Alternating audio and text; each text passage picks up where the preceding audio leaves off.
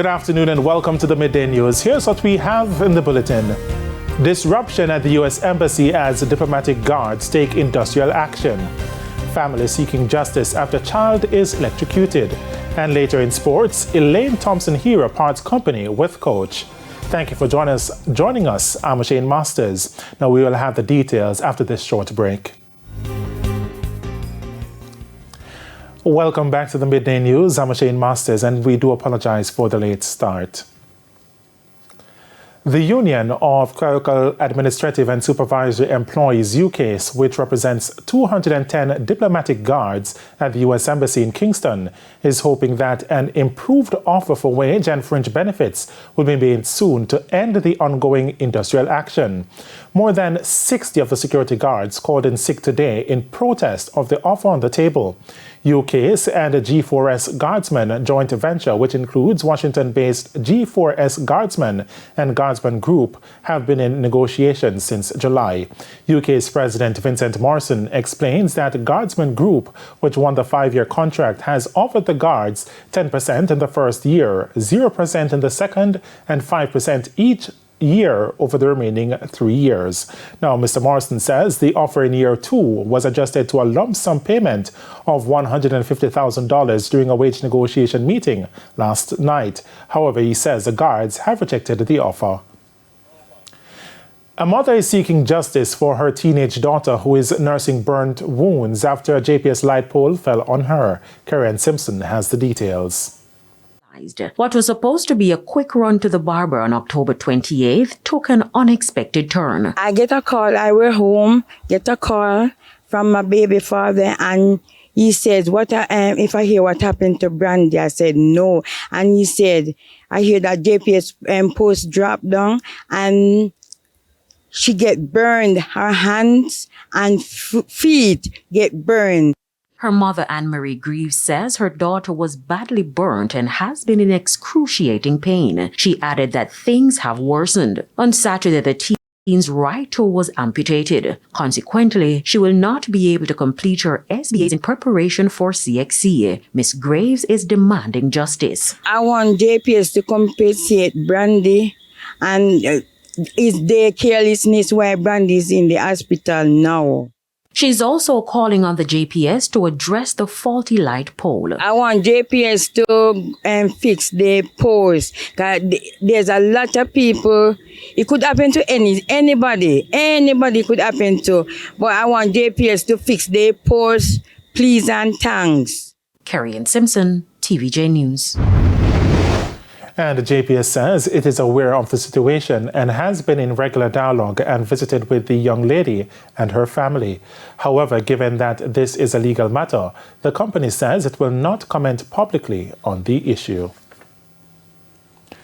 The taxi driver in the fatal motor vehicle crash in Bluefields, Westmoreland on Monday is being urged to turn himself in to the police. According to the police, the driver fled the scene after the collision. The vehicle at Toyota Noah had 5 passengers on board when it had a head-on collision with a delivery truck along the Bluefields main road. All 5 people died. They have been identified as O'Neill Allen, otherwise called Dummy, and his mother, 65-year-old Angela Samuel, both of Mount Edgecombe Farm District, 39-year-old Patrina Wallace and her daughter, 15-year-old Lavicia Forrester, both of Gordon District, White House, and 54-year-old Janet Thompson of McIltyne District, all in Westmoreland. The cause of the crash is not yet known, but speeding is said to be at the center of it. The Westmoreland police are investigating.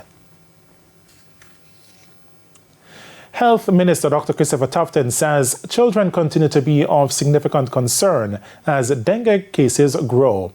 Dr. Tufton was speaking during a tour of the Savannah Lamar Hospital in Westmoreland recently. He says youngsters between the ages 4 to 15 years account for most of the dengue cases. Here at the hospital, I'm told that there is a majority of younger population. Is that so? Majority. I thought I saw that in the brief.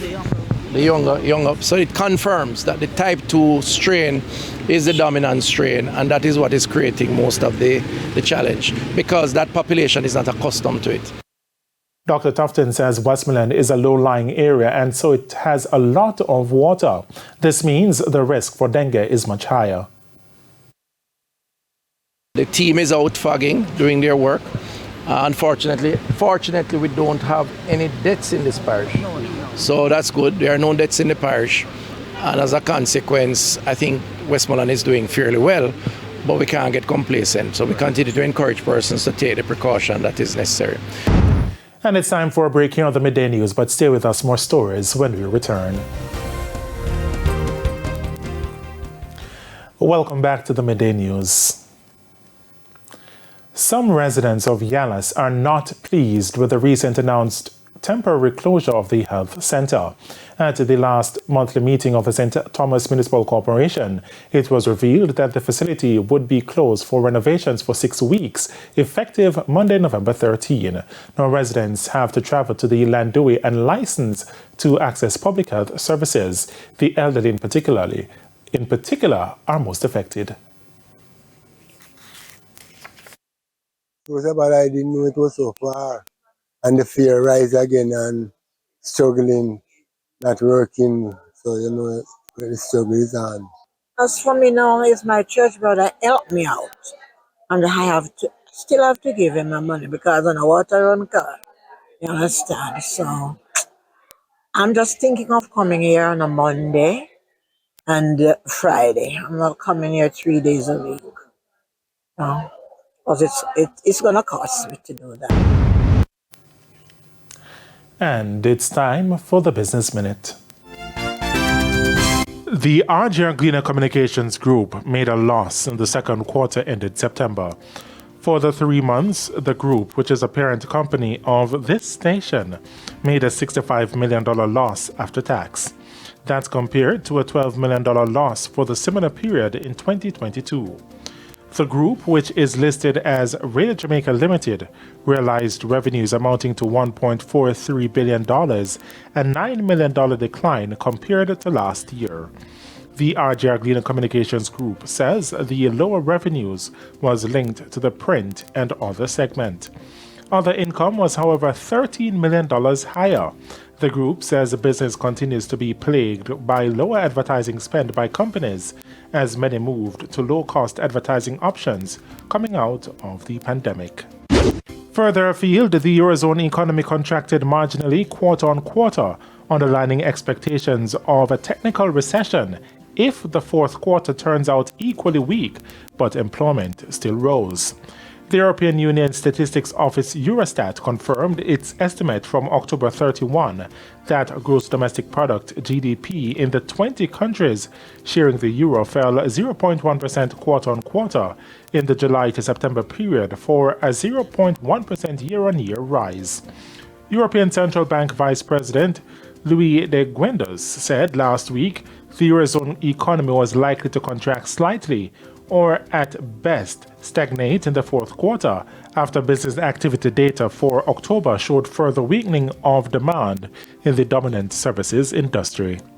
And that's it for the Business Minute. Time now for the top regional and international stories.